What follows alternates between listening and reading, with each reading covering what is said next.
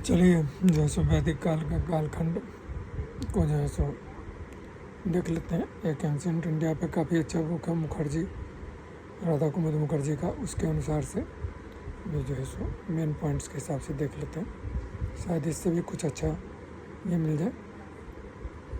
ठीक है ना। तो इसमें जो है सो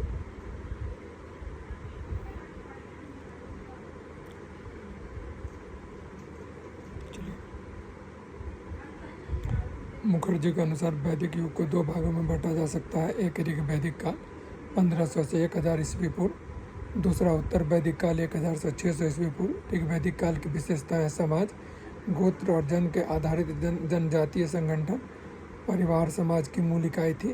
पिता प्रधान व्यवस्था, लेकिन महिलाओं का सम्मान, स्वतंत्रता व शिक्षा के अवसर। विवाह सामान्यतया एक पत्नी विवाह, परंतु कभी कभी बहुपत्नी प्रथा भी थी। अर्थव्यवस्था मुख्यतः पशुपालन प्रधान, गौपालन सबसे महत्वपूर्ण। प्रारंभिक स्तर की कृषि वर्षा पर निर्भर करती थी। विनिमय प्रणाली बार्टर सिस्टम, सिक्कों का अभाव। राजनीतिक व्यवस्था, राजा जन का मुखिया, निर्णय सभा व समिति में होते थे। सभा और समिति जनता की महत्वपूर्ण संस्था थी। धर्म और संस्कृति, बहुदेववाद, पॉलीथीज्म, इंद्र, अग्नि, वरुण, सोम आदि प्रमुख देवता थे।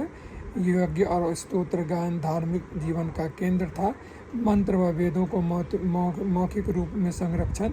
उत्तर वैदिक काल की विशेषता समाज, वर्ण व्यवस्था का स्पष्ट विकास, ब्राह्मण, क्षत्रिय, वैश्य, शूद्र पेशा जन्म से निर्धारित होने लगा।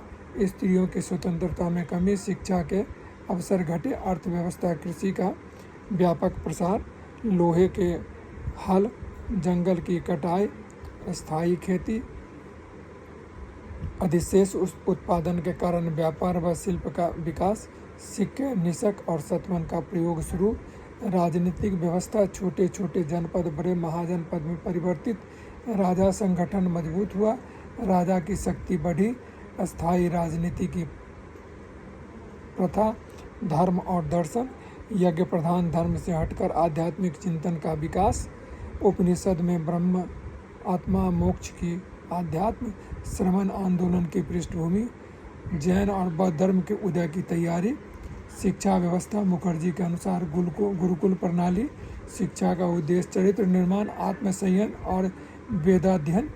मौखिक परंपरा, शिष्य गुरु के साथ रहकर शिक्षा का प्राप्त करता था। विषय वेद, वेदांग, व्याकरण, गणित, ज्योतिष, आयुर्वेद। ब्राह्मण व